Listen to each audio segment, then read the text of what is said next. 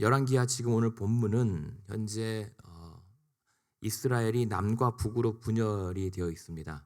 그래서 솔로몬이 죽은 다음에 르호보암과 여로보암, 이름도 비슷하지만 형제는 절대 아니고요. 남유다와 북이스라엘로 분열되고 150년 정도가 지났습니다. 150년 정도가 지나간 상황에서 이 왕들의 역사, 아니 남쪽 유다, 북이스라엘이라고 하는 이 하나님 백성들의 역사는 계속 실패의 역사입니다. 그 실패의 기록마다 오히려 여기까지 오늘 본문에처럼 멸하지 아니하셨다라고 하는 이유는 하나님의 보존하심 때문에 이들의 나라가 아직까지는 이어지고 있습니다. 그 가운데 우리가 열왕기를 읽으면서 남쪽 유다는 그래도 다윗에게 하신 약속 때문에 하나님의 구속사의 계획을 이룰 민족이기 때문에 집하고 다윗의 언약으로 인하여 좋은 왕도 있고 나쁜 왕도 있습니다. 그러나 북쪽 이스라엘은 모든 왕들이 다 악한 왕들만 있습니다. 그런 악한 왕들의 역사가 북쪽 이스라엘 역사인데 열왕기를 읽을 때마다 항상 그 왕들이 바뀔 때마다 소개가 나와요. 유다 왕 누구 때 북이스라엘의 왕은 누구였다. 혹은 남유다의 왕이 누구였을 때 북이스라엘이 누구였다라고 하면서 그 시대적 배경을 설명하는 그런 대목이 있습니다. 그것을 유념하시면 되는데 그 가운데 오늘 13장의 본문은 어떤 상황이냐면 13장 14절을 보시면 우리가 잘 아는 엘리사가 이제 병이 들어 죽게 됩니다. 그동안 북쪽 이스라엘이 악한 나라였고 아합이라고 하는 그 악한 왕의 손자 요아스가 다스리던 때에 그래도 비록 나쁜 왕이었지만 엘리사가 하나님의 사람이라고 하는 것은 누구보다도 잘 알고 있었고 북쪽 이스라엘이 아직도 그래도 멸망하지 않고 보존될 수 있었던 것은 하나님의 사람 엘리사를 통해서 하나님의 통치가 하나님의 말씀이 실현되고 있었기 때문인 것을 알아요. 그래서 14절에 보시면 엘리사가 죽을 병에 들자 그 나쁜 왕이었던 요아스가 이제 눈물을 흘리면서 내 아버지여 내 아버지여 이스라엘의 병거와 마병이여 라고 안타까워합니다. 그만큼 엘리사를 의지했던 것이죠. 그런 거 있잖아요. 그렇게 많은 죄를 짓고도 뭔가 의지하는 구석이 있던 겁니다. 이 요아스 왕에게.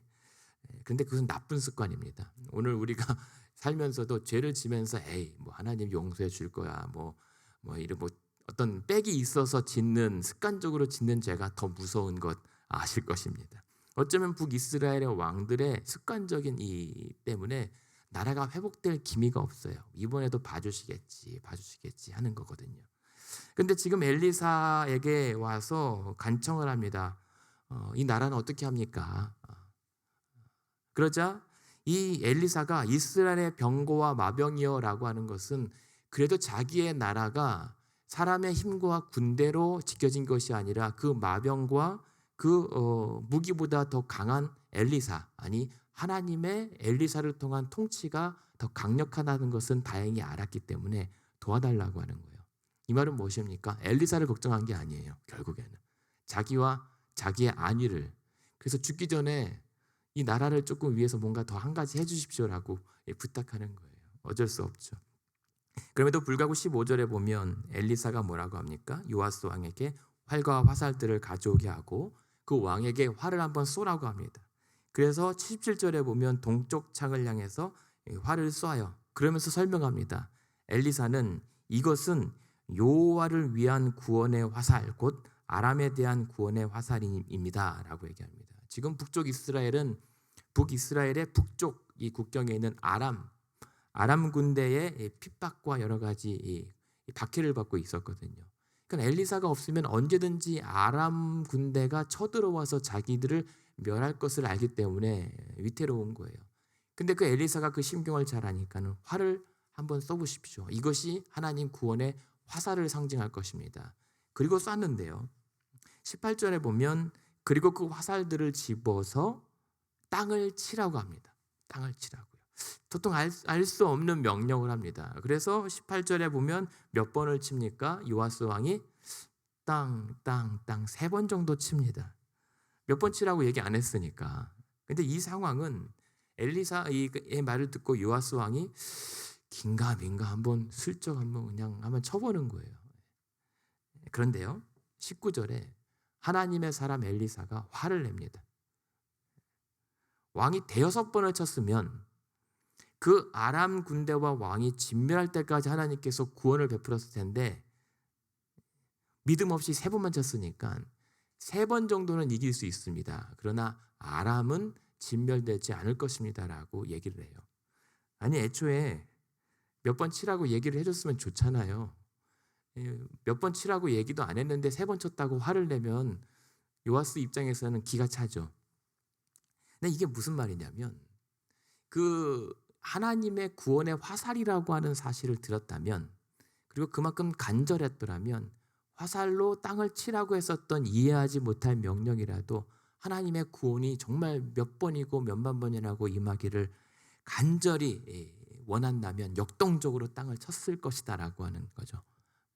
그래서 오히려 몇 번이 아니라 엘리사가 그만하라고 할 때까지 쳤더라면 하는 그러한 이 의미가 포함이 되어 있습니다. 그만큼 요아스 왕의 더 간절함, 하나님의 구원에 대한 역동적인 순종을 하지 못한 것을 엘리사가 다 이미 알았기 때문에 개탄했던 겁니다. 어쩔 수 없군요. 마지막까지 하나님의 구원이 임했음에도 불구하고 참 그 정도밖에 안 되는 우리의 빈약함, 그런 모자라는 순종. 근데 놀라운 것은 그런 모자란 순종으로도 뭐라고 얘기합니까? 19절 후반에 보면 그래도 세 번 쳤으니까 세 번 아람 군대를 멸망시킬 겁니다 라고 얘기해요. 하나님께서는 어떻게 일하시냐면 우리의 빈약함, 참 우리의 모자란 순종으로도 하나님의 역사와 하나님의 도움을 베풀어 준다는 사실이 여기에서 기록이 되는 겁니다. 근데 그런 맥락이에요. 그리고 난 다음에 20절에 보면 결국 엘리사가 죽어요. 이제 답답합니다. 이제 이스라엘에는 소망이 없어 보이고 이제 나라의 명운이 이제는 갈리기 시작하는 것 같습니다. 그런데 하나님의 말씀은 21절로 이어져요. 엘리사가 죽었지만 엘리사가 죽은 그 무덤에 시체에 뼈를 시체를 던졌더니 그 뼈가 회생하는 역사가 일어납니다. 이건 무슨 말이죠? 엘리사가 죽었어도 하나님의 통치와 역사는 진행되고 지속된다라고 하는 사실을 이제 암시하는 거예요. 하나님의 말씀이, 열왕기의 주제가 무엇인가 말씀 자주 들었지만 왕들의 이야기가 아니라 그 시간과 역사를 다스리시는 하나님의 말씀의 통치, 하나님의 말씀이 이 땅을 다스리고 그 말씀을 주시는 하나님이 이 땅의 만왕의 왕이시다라고 하는 사실을 지금 말씀하시는 겁니다. 나라를 보존하는 것은 엘리사가 아니라 엘리사를 통해서 주시는 하나님의 능력과 보호하심이 이 나라를 여기까지 존속했다라고 하는 사실. 우리는 하나님의 은혜 하면서도 자꾸만 눈에 잡히고 그냥 눈에 보이고 손에 잡히는 그런 가시적인 것에 하나님의 은혜를 제한하거나 그것 때문에 오히려 하나님을 바라보지 못할 때가 있고 그보다 더 귀한 하나님의 말씀을 놓칠 때가 많이 있습니다. 그럼에도 불구하고 괜찮다고요. 물론 하나님은 일하시고 도와주시긴 하지만 소탐대실이죠. 더 큰 하나님을 보지 못하고 고작 하나님께서 흘려주시는 그 부스러기에 최고의 것이라고 기뻐하는 것은 어떻게 보면 참 안타까운 모습일 것입니다. 지금 요아스 왕이 그렇고 이스라엘이 그래요. 근데 지금 보면 그런 맥락에서 22절부터 25절까지 읽어드렸잖아요. 근데 22절에 보면 요아스 왕의 시대, 아버지가 등장하고요. 25절에 보면 요아스의 아들 요아스가 등장해요. 그리고 그 위로는 아합 왕이 있었거든요. 그러니까 이 열왕기서에 나오는 패턴이 있습니다. 어떤 패턴이냐면 대를 이어서 범죄예요. 죄를 짓는데 그 대에 끝나는 것이 아니라 특별히 북이스라엘은 대를 이어서 충성이 아니라 범죄를 해요. 아버지 요아스 왕 때 뭐라고 하냐면 13장 2절에 한번 보시겠습니까? 아버지 요아스 때 악을 행하여 여로보암의 죄를 따라가고 거기서 떠나지 않았다고 했잖아요. 13장 11절에 보면 마찬가지입니다. 아들 요아스가 악을 행하여 범죄하게 한 느밧의 아들 여로보암의 모든 죄에서 떠나지 않았다라고 해요. 북이스라엘의 왕들의 기록을 잘 보십시오. 반복되는 게 있습니다. 여호와 보시기에 악을 행하였는데 그 악이 누구를 기준으로 하냐면 그 북이스라엘의 건국자였던 여로보암의 죄를 떠나지 않았다라고 얘기합니다. 그러니까 다 반복되는 죄고 같은 계열의 죄예요. 그러니까 죄가 이죄 저죄가 있지만 큰 틀에서 보면 결국 그 여로보암의 악한 죄로부터 계속 이어맞는 대물림인 겁니다. 하나님의 은혜가 대물림이 아니라 죄가 대물림을 받고 있는 거예요. 근데 여로보암의 죄가 뭘까요? 여로보암의 죄가 분명하게 나오진 않으나 역대하의 14장에 보면 여로보암과 그의 아들들이요, 제사장들이 레위들이 이 제사장 직분을 감당하는 것을 방해합니다. 그리고 제사장들을 폐하고 우상들을 위한 제사장을 세워요.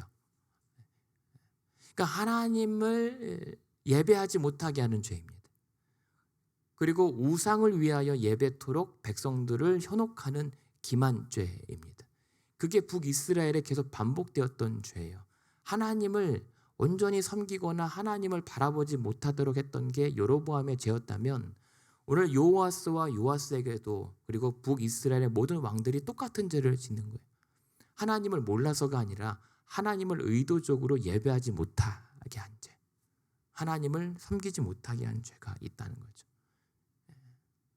게다가 남쪽 유다라고 다를 게 않습니다. 남쪽 유다 왕들을 소개할 때 이런 구절이 반복됩니다. 북쪽 이스라엘은 여로보암의 죄를 쫓았다라고 얘기하지만 남쪽 유다 왕들은 뭐 괜찮은가? 아닙니다.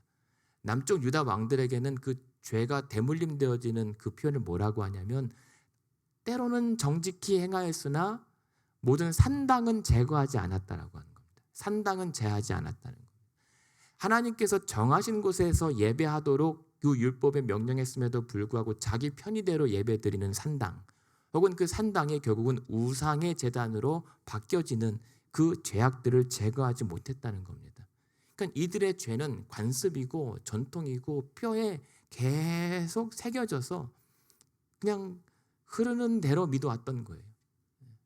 그것을 철폐하거나 깨내지 못했습니다. 그러니까는 북이스라엘과 남유다 백성들 왕들이 반복했던 죄는 무엇입니까? 예배예요.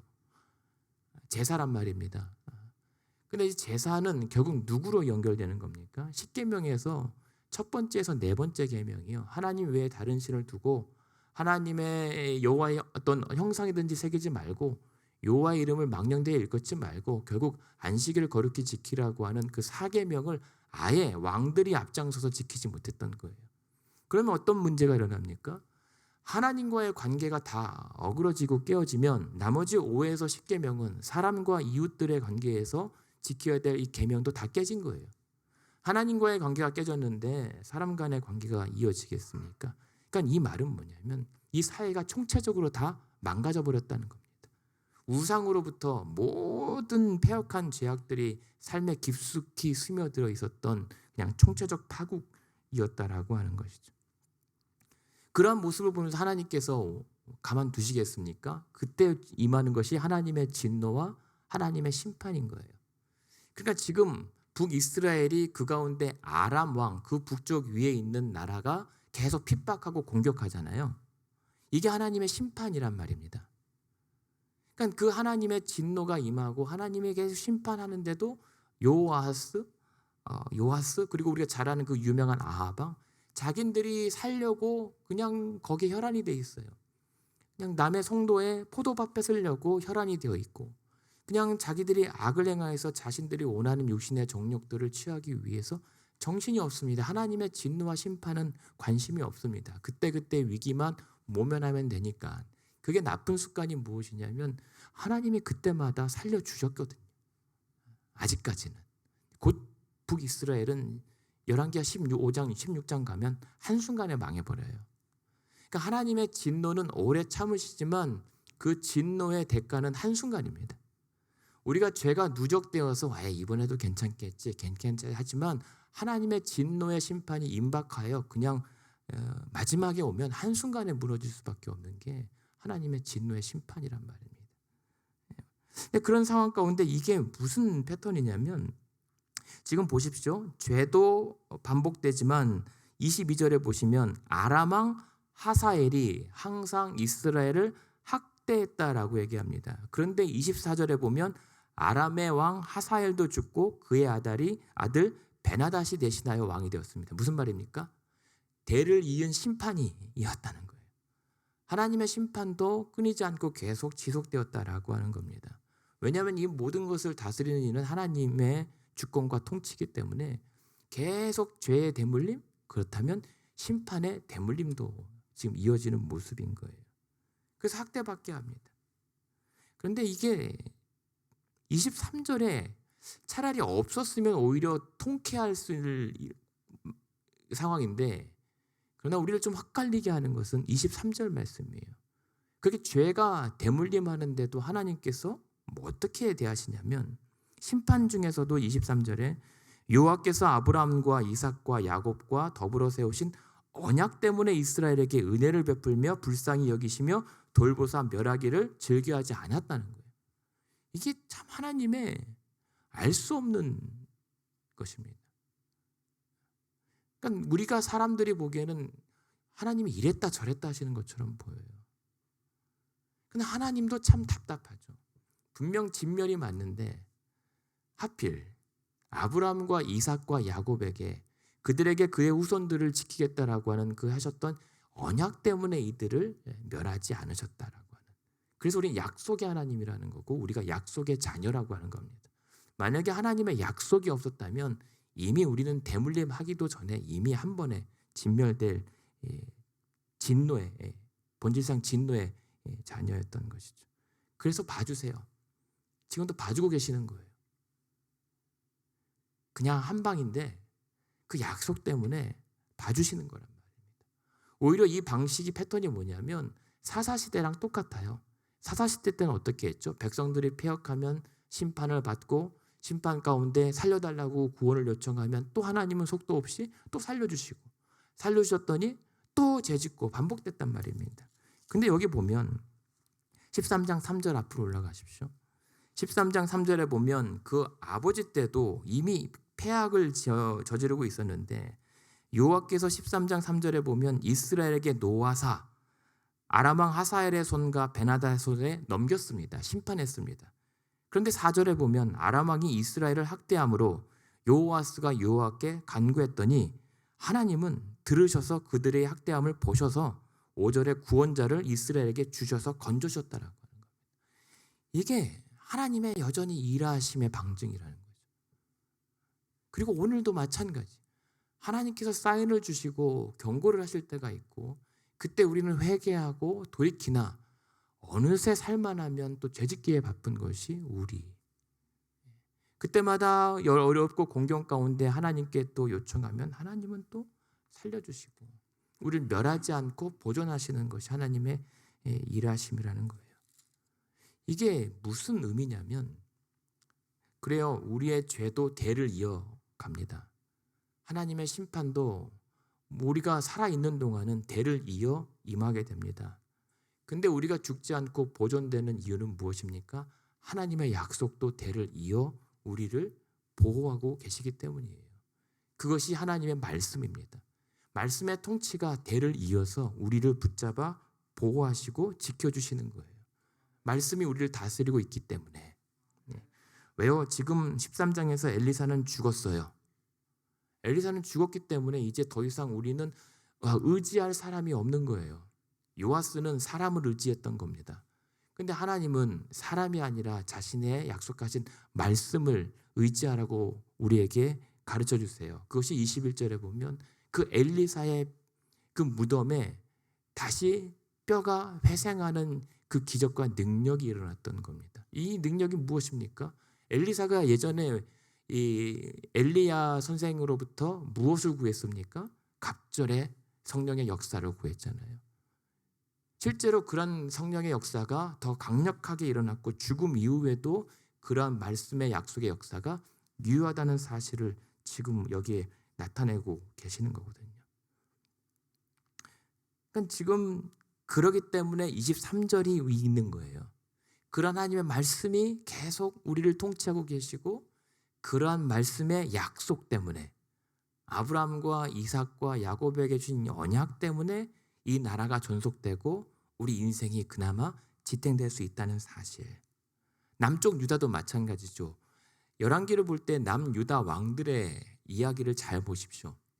죄를 짓습니다. 악한 왕이 있습니다. 그래서 남유다도 북쪽 이스라엘이랑 다를 바가 없습니다. 망해야 돼요. 그런데 뭐라고 하시냐면 다윗과 한 언약 때문에 보존하십니다. 사무엘하 7장에서 다윗과 너의 후손과 너의 나라를 존귀하게 만들겠다라고 했던 그 약속 때문에 그 남쪽 유다를 멸망시키지 않으세요. 이들이 잘해서가 아닙니다. 하나님의 약속 때문입니다. 그 남쪽 유다를 통해서 구속사를 이어가시려는 하나님의 계획 때문에 그렇습니다.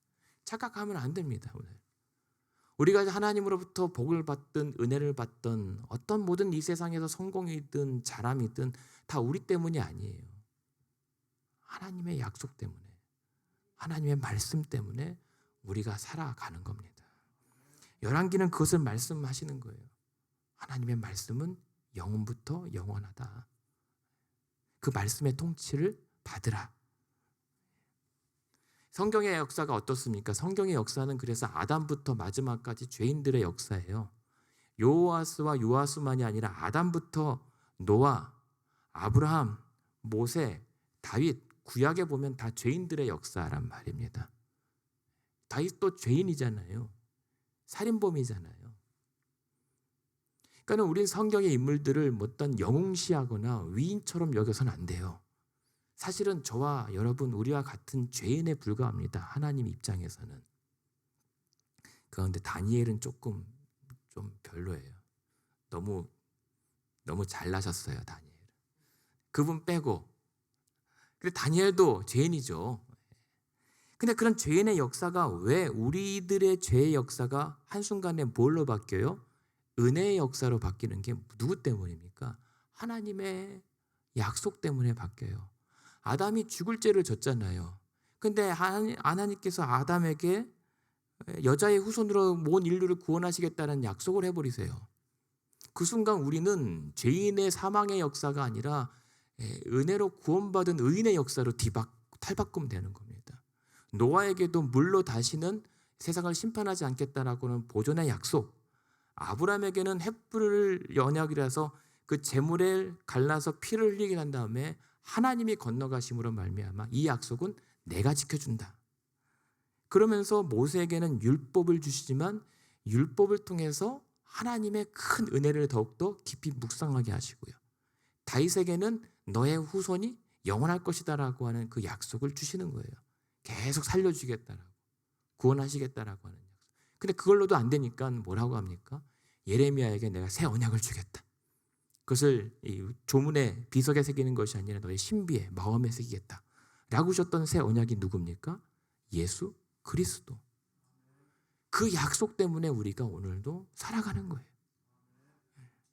그러니까 오늘도 우리에게는 그래서 우리의 삶에서 유일한 구원이시고 우리의 소망이 되어지는 이는 예수 그리스도. 그분이 하나님의 말씀이고 하나님의 유일한 약속, 우리의 구원이시기 때문입니다.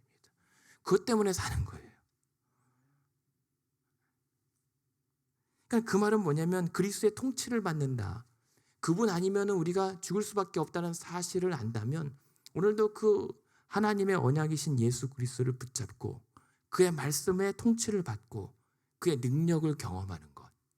그랬을 때 오늘도 예수 그리스도의 말씀을 붙잡고 열렬한 순종, 처절한 몸부림과 회개를 통해서 오늘도 어쩌면 확실히 그 무덤에서 죽음에서 일으키셨던 그 하나님의 부활의 역사가 이 엘리사의 무덤에서 일어났던 것처럼 어쩌면 죽은 듯한 우리의 인생 속에서도 충분히 일어날 수 있다고 믿습니다. 우리는 하나님의 그 부활의 역사가 있기에 우리는 소망 잃지 않고 오늘도 죽을 것 같지만 살아볼 수가 있는 거거든요. 하나님이 일으키실 것이기 때문에, 그리고 예수 그리스도의 부활로 그것을 보증하셨기 때문에 바랍니다. 오늘도 그러한 말씀의 통치와 그리스도 앞에, 십자가 앞에 열렬하고 비통하게 회개했을 때 우리의 생명과 생명이 다시 소생하는 성령의 능력이, 그 역사가 있기를 원합니다. 각자 인생과 여러분이 기도의 제목으로 가져오신 여러분의 가정, 부부, 자녀들, 부모들, 그들의 모든 인생 가운데 하나님의 이러한 놀라운 회생의 역사가 일어나기를 소망합니다. 하나님의 말씀 때문이고 하나님의 말씀으로 주신 약속 때문에 가능한 일입니다.